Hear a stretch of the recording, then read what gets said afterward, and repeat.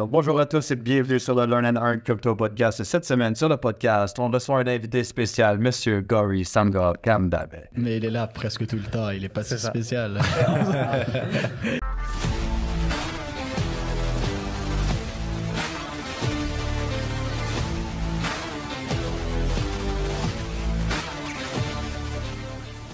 Comme vous le savez déjà, nous ne sommes pas des conseillers financiers. Tout ce qu'on va voir ensemble aujourd'hui ne peut pas être vu comme un conseil financier. Vous devez faire vos propres recherches, analyses et décisions. L'investissement et le trading, c'est risqué. Risque, ça veut dire potentiel gain, mais aussi potentiel perte, voire grande perte. Donc, toujours utiliser de l'argent que vous pouvez vous permettre de perdre. Et les résultats passés ne garantissent pas les résultats futurs. Je répète, nous ne sommes pas conseillers financiers. On avait un sujet spécial, en fait, que Gauri nous a apporté juste avant qu'on commence l'épisode. On était sur le point de vous parler de plein de choses intéressantes et Gauri a décidé qu'on n'en parlerait pas. Non, mais il nous a amené un beau sujet qui est le price action. Yes. Et c'est vrai que ça fait un petit bout qu'on n'est pas rentré dans les technicalités un peu plus côté trading, investissement. Ça fait un petit moment qu'on n'en a pas parlé, donc je trouve que c'est un bon moment pour retourner dans du trading et de l'investissement purement technique. J'ai une question justement par rapport à ça. Yo Roman, t'en penses quoi? Ouais! Je me demande si on va l'entendre dans le background. Moi, je suis nouveau là, j'ai aucune idée, je comprends rien. Price action, de quoi tu me parles? C'est quoi le price action? C'est vraiment avoir la capacité d'analyser le mouvement du prix. Tu vois? Fait que si je suis capable de comprendre qu'il est allé d'$1 à $1,25, je suis un pro du price action. Exactement. Ben, à un certain degré. OK. Mais c'est juste que, tu vois, admettons quand tu as des enfants, on va dire, OK? Puis tu vois que ton enfant, il fait toujours la même chose. Ben, le lendemain, tu pourras savoir qu'est-ce qu'il va faire aussi, la même chose. Parce que c'est des comportements qui sont pas mal comme des rituels. Mais dans le marché, il y a des réactions qui arrivent ou que ça peut te permettre de savoir, ou au moins augmenter les probabilités de savoir où est-ce que le prix va aller. Est-ce que ça va aller en haut? Est-ce que ça va aller en bas? Puis, une des raisons pourquoi je voulais vraiment parler du price action, c'est parce que moi, je pense personnellement, c'est la première chose qu'on devrait apprendre avant même de apprendre sur n'importe quoi, que ce soit les indicateurs, les fondamentaux, les patterns, que ce soit chandelier, harmonique ou graphique. Je pense que c'est la première chose qu'on devrait apprendre avant de se lancer dans n'importe quoi d'autre. Pourquoi? Pourquoi est-ce que tu penses ça? OK. Ben, la raison, c'est parce que, vous voyez, je rencontre plein de gens, puis souvent, qu'est-ce qui arrive? C'est, je leur pose la question, est-ce que tu utilises cet indicateur, par exemple? Est-ce que tu utilises cet indicateur pour trouver ton POI? C'est quoi un POI? C'est ton point d'intérêt, ton point où est-ce que tu veux rentrer, soit pour un achat ou une vente. Et la personne me dit oui. Je suis comme parfait. Est-ce que tu utilises tes indicateurs pour valider ton point d'intérêt? La personne me dit oui. Mais la vérité, c'est que les indicateurs ne sont pas faits pour trouver des points d'intérêt. Des points où est-ce que tu vas rentrer pour un achat ou une vente, tu vois? Puis j'ai demandé la question à la personne, est-ce que tu savais que les indicateurs ne sont pas faits pour trouver des points d'intérêt? La personne me dit oui, mais pourquoi tu le fais alors? Puis tout le monde fait la même erreur, tu vois? C'est un très bon point que tu amènes parce que le mot le dit lui-même. Indicateur. Indicateur. C'est fait pour te donner un indice, c'est fait pour te donner une confirmation supplémentaire. Mais si je te dis l'indice, c'est il y a un trésor à Montréal. Tu vas chercher longtemps. Tu as besoin d'avoir ce point d'intérêt. Par exemple, je sais que à tel endroit à Montréal, dans ce secteur-là, exactement ce secteur-là à Montréal, je sais pas moi, dans tel parc, il y a un trésor. Maintenant, et je trouve ça très intéressant parce que l'indicateur, ça te le dit, ça te donne un indice. Mais tu peux pas avoir un indice sur quelque chose qui n'est pas là. Mais la réalité, c'est qu'aussi, déjà, à la base, si tu te bases sur le price action, tu vas avoir une meilleure compréhension, justement, du marché. Puis là, tu utilises ces indicateurs-là comme confirmation de la confluence au travers de l'information. Parce que certaines personnes, comme tu dis, Gauri, certaines personnes vont utiliser les indicateurs pour prendre un prix d'entrée. par manque de connaissances sur la structure du marché. Puis la réalité, c'est que sur le long terme, c'est pas nécessairement durable. Si tu arrives sur un graphique, tu fais comme, OK, ben, le prix, il va s'en aller à tel endroit pour... Parce que mon RSI est en haut, genre. Non, mais c'est pour telle ou telle raison. Et là, tu rajoutes ton RSI, que tu vois que tu as une divergence, tu fais comme, OK, ben là, si ça fait du sens, ça vient confirmer une analyse principale plutôt que de te baser sur un indicateur parce qu'au final, tu comprends pas le sens du marché. Fait que ça revient à quasiment dire qu'à ce moment-là, ton trading, c'est du gamble. C'est ça. exact. Puis le price action apparaît avant que ça apparaisse sur les indicateurs. Ouais. Puis C'est quand- pour ça que souvent on dit c'est des la plupart des indicateurs, on dit c'est des lagging indicators. Lagging parce que l'information et la représentation n'est pas exactement ce que ça devrait être par rapport au marché. Puis Puis price action, guys, c'est vraiment le prix. Hein. Donc comme Gory a dit, bien, la première chose que tu vois bouger, c'est le prix. C'est ça l'indicateur, entre guillemets, le ultime. exact. Puis si tu utilises des indicateurs comme confirmation, tu veux pas non plus en utiliser 12 parce qu'on a vu des graphiques qui ressemblent à des films de Star Wars, la guerre des étoiles. C'est catastrophique. Donc, Puis un contredit l'autre, genre. C'est ça. exact. Puis moi, tu vois, moi quand j'ai commencé le trading, OK, j'avais tellement d'indicateurs que ça ressemblait littéralement à un sapin de Noël. Moi, qu'est-ce qui s'est passé, c'est dans mes débuts dans le trading, les gens que j'apprenais, s'ils me donnaient l'impression qu'ils rentraient dans cette position-là à cause d'un indicateur, à cause d'un outil, que ce soit Fibonacci ou peu importe.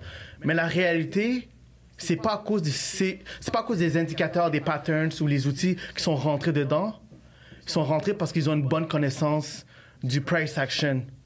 Puis, pendant longtemps, je pensais que c'était à cause des indicateurs qu'ils étaient bons, mais non, c'est à cause de leur compréhension du price action. Puis ça me fâchait. Ça me fâchait tellement parce que, vous savez, comme vous connaissez la ronde.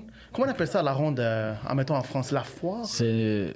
Ouais, les Ah, fêtes la foire, foraines. ouais, c'est ça. fête foraine, La fête mais- foraine. Mais la ronde, c'est Grosse. pas une fête foraine, c'est un parc d'attractions. Mais ouais, les fêtes OK, foraines. so dans les fêtes foraines, vous savez, vous avez les jeux où il y a 6 trous, puis il y a la tête du lapin Ouais, sort. ouais, puis tu tapes Tu dois dessus. frapper avec le marteau, J'ai right? déjà défoncé le. Est-ce que c'est ensemble que j'ai défoncé le marteau quand on était allé au truc, ouais. So, qu'est-ce qui s'est passé, c'est que les gens qui m'enseignaient, ils me disaient, généralement, rentre dans le 50% ou dans le 78% du Fibonacci. C'est les meilleurs niveaux, right? Généralement. Mais eux, ils rentraient des fois dans le 23% du Fibonacci. Puis là, j'étais comme, bro, tu me dis de rentrer là-dedans et là, mais toi, tu rentres plus bas, puis t'attrapes énormément de pips, tu vois?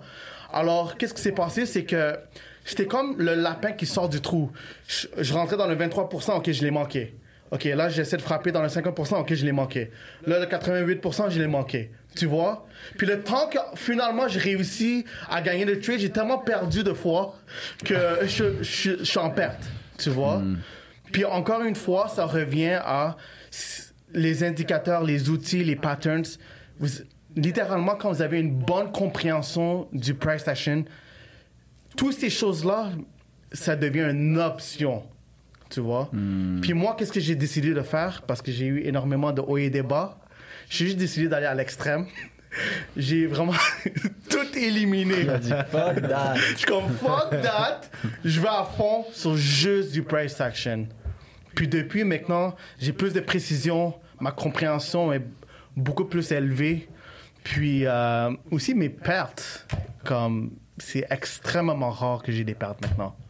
Puis j'imagine aussi lorsque tu as ces bons POI parce que tu es allé chercher, quand tu comprends bien le price action, tu comprends mieux les entrées. Ouais. Tu comprends mieux aussi ton stop loss, où le mettre, et tu comprends beaucoup mieux où mettre ton take profit. Fait qu'en plus que tu as sûrement beaucoup moins de pertes, sûrement que tes risk-reward ratio, tes niveaux de risque par rapport aux gains sont aussi beaucoup plus élevés. Peut-être que c'est passé de 1 à 2, 1 à 3, 1 à 5, 1 à 8, 1 à 10.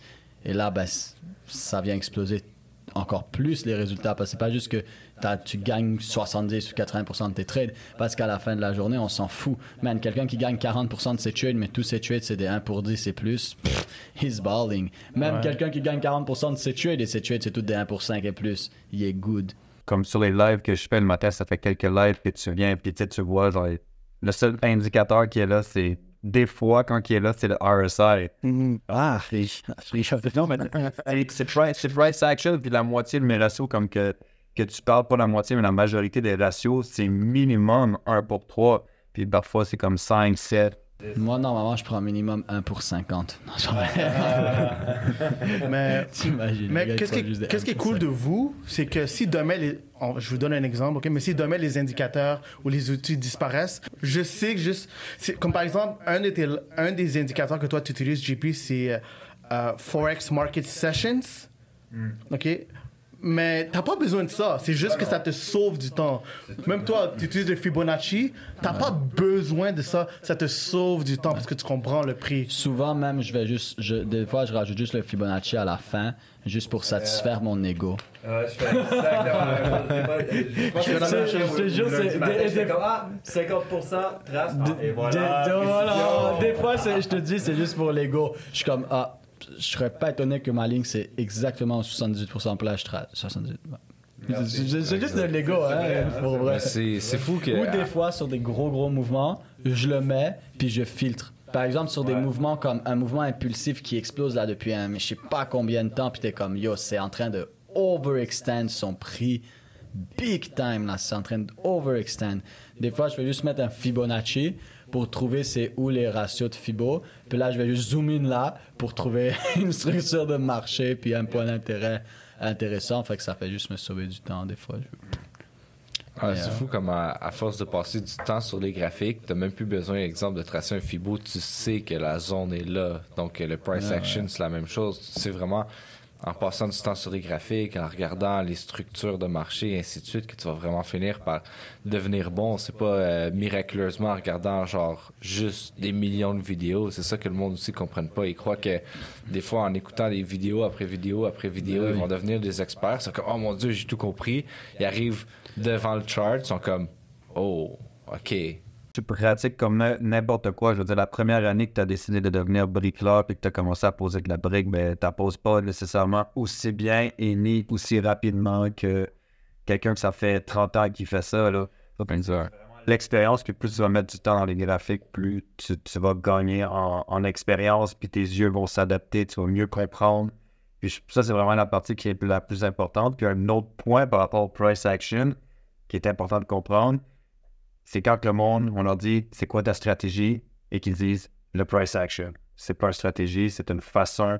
Ça, c'est quelque chose que moi, je préfère mettre au clair parce que, tu sais, c'est vraiment pas une stratégie, c'est une façon pour toi de voir et de comprendre le marché. C'est comme si tu dirais à la personne, fait que c'est quoi ton entraînement? Je vais à la salle de sport. T'es comme, ouais, mais c'est quoi ton entraînement? Je vais au gym, je lève des poids.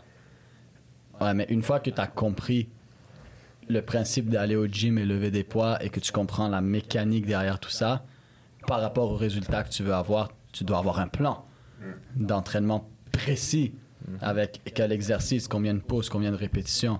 Ça, c'est ton... Il va bien. Ça, c'est ton plan. Ça, c'est ta stratégie. Mais avant tout ça, il faut que tu saches où le gym. Exact. Puis ce que je dis aussi à tout le monde, c'est que tu vas te baser sur une stratégie, sur des principes fondamentaux, mais au fond, au final, c'est ce que je trouve vraiment intéressant du trading, c'est que tu développes ta propre stratégie selon ta personnalité, selon le temps que tu peux y mettre, selon... exemple, moi, je peux pas faire du scalping parce que je sais que je deviens super greedy ou je fais des pertes. Là, je veux tout de suite rentrer dans des trades parce que je sais que je peux prendre des trades rapidement. C'est pour ça que je trade sur des plus gros time frames. Donc, on apprend vraiment à connaître notre style de trading, les time frames et vraiment développer sa propre stratégie au final. Une chose que je vais ajouter, j'avais vu Sam le dire une fois dans notre communauté privée, c'est même si tu fais du swing trading, juste au moins va backtester en faisant du scalping. Tu vois. Puis même si tu fais du scalping, va backtest en faisant du swing ou du intra ou peu importe. Puis depuis que j'ai commencé à faire ça avec le backtesting, moi je suis un scalper, mais j'ai commencé à faire du backtesting intra puis swing. Je sais pas pourquoi, mais je sais pas exactement pourquoi, mais c'est juste que je vois encore plus d'opportunités. Bien sûr. Ta compréhension du marché devient meilleure. Imagine par exemple toute ta vie tu faisais du Muay Thai ou de la boxe, puis tu boxais comme un gaucher. Ou à droite, en tant que droitier. Et tout d'un coup, tu te dis, tu sais, je sais pas pourquoi, mais pour les 6 prochains mois, je vais faire tous mes combats de pratique, tous mes entraînements à gauche. alors que à base, je me bats à droite. Mais ça va complètement venir chercher quelque chose dans ton cerveau, dans ton corps, dans tes muscles, que tu vas développer, même des choses que tu vas prendre ensuite quand tu vas te battre à droite, parce que tu n'y as jamais pensé à droite. Et c'est le même, en fait, c'est exactement le même principe, là. Ouais, puis après, de toute façon, honnêtement, que tu apprends à lire le graphique sur 1 minute, 3 minutes, je veux dire, la structure de marché, La même chose, c'est la même chose. et sur tous les time frames. Ouais. Le marché est fractable, là. 1 heure, c'est 4 fois 15 minutes, et puis 15 minutes, c'est 15 fois 1 minute, et ainsi de suite, ainsi de suite. C'est ça. Très nice. Je pense que c'était un bon épisode, court, rapide et efficace, qui va permettre peut-être aux gens de comprendre beaucoup mieux le price action et en quoi c'est ton gym. Faut que tu trouves, c'est ça ta salle de sport. Avant de trouver ton plan et tout, ça c'est ta salle de sport. Sois sûr d'y aller, quoi. Ouais. Puis n'hésitez pas à nous rejoindre dans la communauté sur Facebook. On donne une formation gratuite à chaque semaine avec des lives, plein de choses qui s'en viennent. So let's get it. Rejoignez-nous, partagez le podcast. Sinon, on se voit sur le prochain épisode. Que le succès soit avec vous.